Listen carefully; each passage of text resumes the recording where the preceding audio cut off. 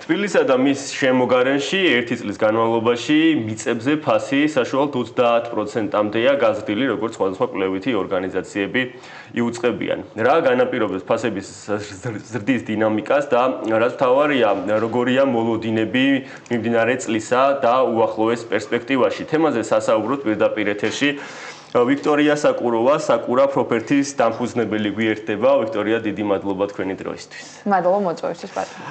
როგორც დასაწყისში ვახსენეთ, მიწებზე ფასები პრინციპში გაზრდილია საშუალოდ 15-დან 30%-მდე. თბილისში მიწებზე ფასების ზრდა არ გვიკვირს, თუმცა როგორც დინამიკა აჩვენებს, მის შემოგარენში საკმაოდ მნიშვნელოვნად არის ფასები გაზრდილი. პირველ რიგში ავხსნათ რამ განაპირობა ეს ზრდის დინამიკა. კოვიდის პერიოდში მახსოვს ტენდენცია, რომ ძალიან იყო მოთხოვნა გაზრდილი ამ მიმართულებით თბილისის შემოგარენზე. დღეს რა მდგომარეობა ამ კუთხით და რა განაპირობებს ფასების ზრდას? დავიწყოთ იქიდან რამ განაპირობა ფასების ზრდა და ზუსტად ამით მივალთ ჩვენ იქამდე რა ხდება დღეს. ფასების ზრდა განაპირობა იმან, რომ ბოლო რამდენიმე წელიწადში ვიცით, რომ გაიზარდა მანქანების ტრაფიკი თბილისში და ძალიან ბევრმა ადამიანმა გადაწყვიტა, რომ აღარ მინდა თბილისში ცხოვრება, აღარ მინდა გამონაბოლქვში ცხოვრება და მინდა გადავიდე ქალაქის გარეთ. ჩემი შვილებით ძირითადად ეს იყვნენ ოჯახები, რომლების მხრიდანაც იყო მოთხოვნა ამ მიწებზე. თუმცა ეს ამ მოთხოვნამ თავის პიკს მიწებზე თბილისის შემოგარენში, მოდი ვისაუბროთ საცხოვრებელ მიწებზე. თბილისის შემოგარენში მიაღწია შარშან პიკს, სადაც ფასები გაიზარდა, არა მიგრაციის შედეგად, როგორც ეს ბინებს ეხებოდა, არამედ აი ამ ოჯახების მოთხოვნის შედეგად, ვისაც უნდოდა რომ მოდი მე აღარ მინდა ეს ქალაქი და თბილისთან ახლოს ნატახტარი, საგურამო, წავკისი, შინდისი გადავალ, ვიცხოვრებ და თბილისში გამოვალ სამსახურში ან სკოლაში. ეს იყო ამან გამოიწვია ძალიან დიდი ბუმი და ამან გამოიწვია ნელ-ნელა ფასების ზრდა, იმიტომ რომ მოთხოვნა იყო კოლოსალური, ჩვენ ძალიან ბევრი ადამიანი გვიკავშირდებოდა, რომ შინდიში მინდა მიწა, შინდიში მინდა სახლი, წავკიში მინდა მიწა, სახლი.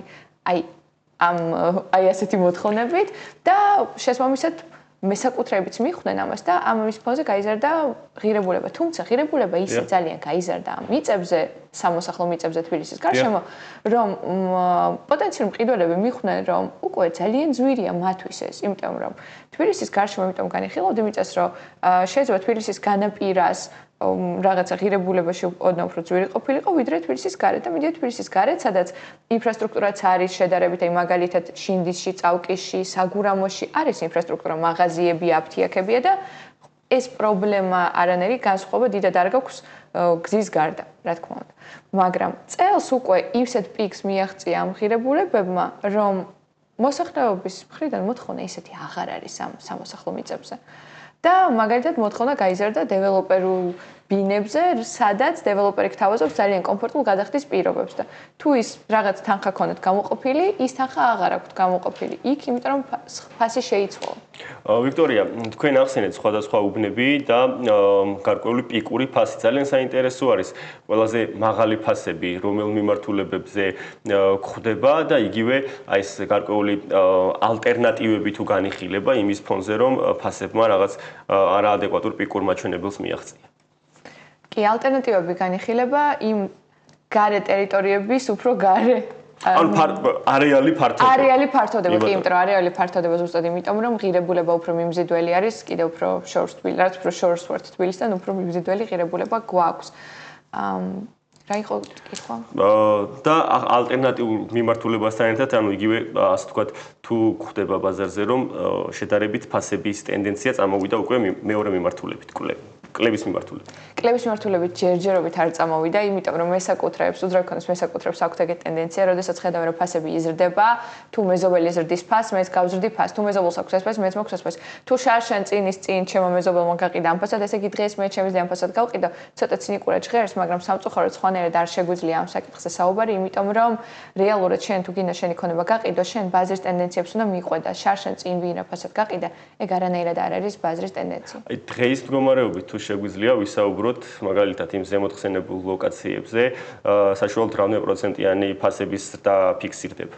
ცალსახად ვერ ვიტყვით, იმიტომ რომ ყველას ერთმანეთისგან განსხვავებული ფასი აქვს და ყველას აქვს ერთმანეთზე მაღალი ფასი და თითქმის არც ერთი არ არის ლოგიკური ღირებულება.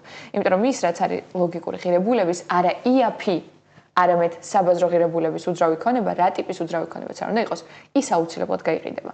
მაგრამ თუ შენ არასწორად აფასებ შენს ქონებას, ის ვერ გაიყიდება, რა თქმა უნდა. ახლა რაც შეეხება საწავი და ეს ხალხი. მაგალითად, ვისაც უნდა საგურამოში სახლის შეძენა და საგურამოში ყველაზე ძვირი ფასები იყო ყოველთვის და იქნება საგურამოს ცენტრში, იმიტომ რომ საგურამოს ცენტრი ვერ გაიზრდება. საგურამოს ცენტრი არის, რაც ვიცით, ისტორიული საგურამოს ცენტრი. და მან ყოველთვის მაღალი ფასები, იმიტომ რომ ყველა ინფრასტრუქტურა მანდ არის და ასევე მანდვე არის ადგილები, სადაც ლამაზი ხედები იშლება. თუმცა უკვე საგურამო რომ თავდება ოფიციალური საგურამო და იწყება ახალ სოფელი, ჯიღაურა და იმ მსგავსი პატარა სოფლები და დასახლებები, რომლებიც მაგალითად ახალ სოფელი უკვე საგურამოს ნაწილად აღიქმება, აი უკვე ალტერნატივები მოიძებნება მანდ, იმიტომ რომ მე თუ არ შემიძლია საგურამოში დღეს სახლის შეძენა, იმიტომ რომ ფასები არის მომატებული ან მიწის შეძენა, მე შემიძლია ოდნავ საგურამოს გავწე 5-10 წუთით და იქ სოფელში ჯიღაურაში შევიძინო ძალიან კარგი მიწა. აი ძალიან საინტერესო გარემოებას შეეხეთ და მე მინდა გითხოთ იგივე ჯიღაურასთან ერთად დღეის მდგომარეობით იმდენად რამდენადაც ეს ტრადიციული თბილისის შემოგარენი გარკვეულწილად გადაიტვირთა და ფასებიც საკმაოდ მაღალია, მისი ალტერნატივა იმ გაფართოებულ არეალში დღეის მდგომარეობით რა ალტერნატივები გვხდება და ამ ალტერნატივებზე რაც თავარია მოთხოვნა როგორი არის?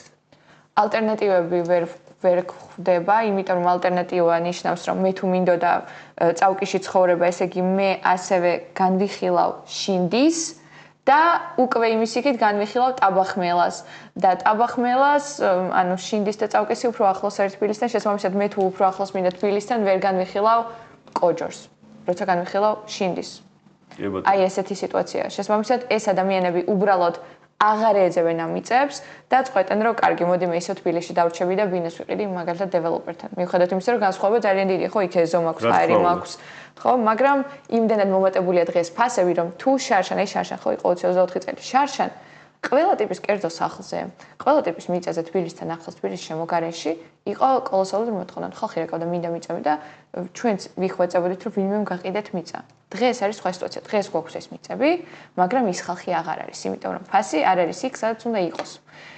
არ ვიცით მომავალში რა მოხდება, თუმცა ასე თუ გაგრძელდება, რა თქმა უნდა, ბაზარზე როგორც ხდება ნებისმიერი ტიპის პროდუქტის ჩანსახ ბაზარზე, ფასები დაიწევს ამ გასაყიდ მიწებზე თბილისის შემოგარენში. თუმცა არ ვიცით რა შეიძლება მოხდეს. შეიძლება თბილისი კიდევ დაიტვირთოს და ხალხმა თვალი დახუჭოს იმ გაზრდილ ფასებზე. კი ბატონო, სწორედ ამ მიმართულებით მინდა გკითხოთ, პრინციპში თქვენ მოლოდინებს გარკვეულწილად შეეხეთ და გააჟღერეთ კიდეც. მე მინდა გკითხოთ, აი სხვა თანაბარ პირობების შენარჩუნების შემთხვევაში რა პერიოდში ელოდებით რომ შესაძლებელია სრულიად ლოგიკური ჯაჭვი გაგრძელდეს და ფასები ასე ვთქვათ შემცირების მიმართულების წამოვიდეს იმდენად რამდენად ის მოთხოვნა რომელიც თქვენ ახსენეთ უკვე აღარ არის რომელიც იყო მაგალითად 1 წლის წინ თუ იგივე შენარჩუნდება და იგივე შენარჩუნდება ძალიან დიდი ხანი რა თქმა უნდა ფასები წავაკლებისკენ ოღონდ ეს ფასები წავაკლებისკენ არ ნიშნავს იმას რომ რაღაც რადიკალური კლებისკენ წავეს ფასები არა იმიტომ რომ ყველამ ვიცით რომ მიწა არის ისეთი პროდუქტი რომელიც რაოდენობაში არ იზრდება მხოლოდ მცირდება შესაბამისად ასეთ პროდუქტზე რა თქმა უნდა არ უნდა ველოდოთ რომ რაღაც 50% დაიკლებს ან 40% დაიკლებს ანუ ასეთი კოლოსალურ ცვლილებებს არ ველოდოთ უბრალოდ რასაც შეიძლება მსგავს პირობებში შენარჩუნებისას ველოდოთ არის რეალური საბაზრო ფასისკენ ამის ოდნავ დაკლება ოდნავ რამდენი პროცენტით ვერ ვიტყვით იმიტომ რომ ყველა სხვადასხვანაირად აქვს გაძვირებული ეს მიწა და საბოლოო ჯამში ყველა გაძვირებულია თუმცა ცალსახად შეგვიძლია ვთქვათ რომ თუ ეს თითქმის ძალიან და თითქმის 0 მოთხოვნა თბილისთან ახლოს ისევ დიდხან შენარჩუნება რა თქმა უნდა იმ ესაკუთრება უნდა გადაწყვიტონ ან აღარ გავყიდი მიწას საერთოდ და ჩემთვის დავიტოვებ ან მოდი დაველოდები სხვა ტენდენცია სადაც ისევ ფასები დაბრუნდება ან მოდი ფას მივიყვან საბაზრო ღირებულებამდე კი ბატონო. ვიქტორია, დიდი მადლობა თქვენ ვრცელი და რაც თავარია საინტერესო ანალიზისთვის მაყურებელს შევახსენებ ვიქტორია საკუროვა, საკურა პროპერტის დამფუძნებელი იყო ჩვენთან ერთად და ვსაუბრობდით საცხოვრებელი მიწის ნაკვეთების ფართობზე თბილისსა და მის შემოგარენში, რომელთა ფასის ზრდის დინამიკა უკვე წელზე მეტია შეიმჩნევა.